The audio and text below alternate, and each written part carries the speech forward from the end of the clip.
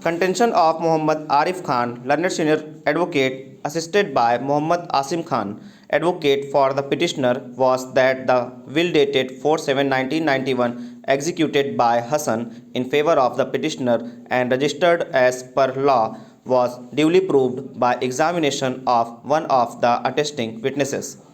but the same has been disbelieved by the courts below only on the ground it excluded the natural legal heirs and also that there were certain discrepancies in the will,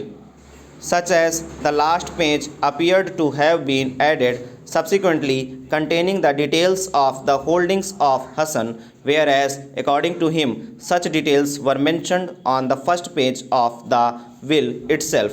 In support of his contention, Sri Khan relied upon various decisions which shall be referred later while discussing the merits of the case. He also contended that one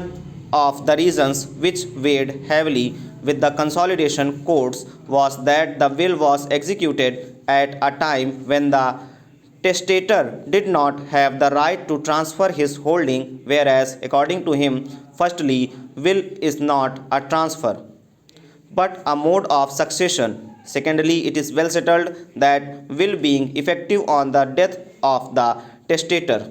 if by then he had acquired transferable rights over the land sought to be bequeathed, then the will could not be held to be invalid merely because at the time of its execution the testator did not have such rights as his rights over the land in question as on the date of death had to be seen. In this regard, he relied upon various decisions of this court which shall be referred in the later part of the judgment. Lastly, Sri Khan contended that the petitioner had filed an application for getting the signatures of Hassan as appearing on the will examined by a handwriting expert, but the said application was never decided and findings were recorded as to the validity of the will, ignoring the same, which, according to him, was an apparent error committed by the courts below.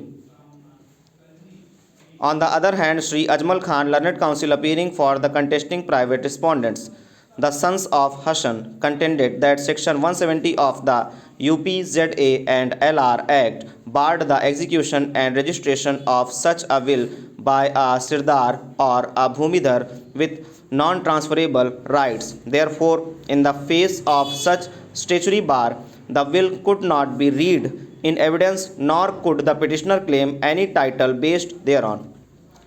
According to him, execution of such a will was also contrary to the object contained in sections 195 and 198 of UPZA and LR Act, which was to grant land and landless laborers for their sustenance and livelihood. Relying upon a decision of this court reported in 2006 within bracket 1 JLR 789 Man Singh versus Additional Collector Muzaffarnagar and others, he contended that if transfer of land in such a way is permitted, it will be defeated the very object for which the land has been granted to a landless laborer and will encourage their exploitation. According to him, the will itself could not have been registered on 4/7/1991 as it was in clear contravention of Section 170 of the Act 1950. Furthermore, learned counsel argued that apart from the will having not been proved as per law, it was also shrouded with suspicious circumstances as Hassan was an employee of the petitioner and worked at his brick kiln when the will is said to have been executed. The petitioner, that is, the employer, was in a dominant position so as to influence Hassan. The relationship was also. It is quite unnatural that an employee would bequeath his holding in favor of the employer who owned a brick kiln, that too when his natural legal heirs were alive,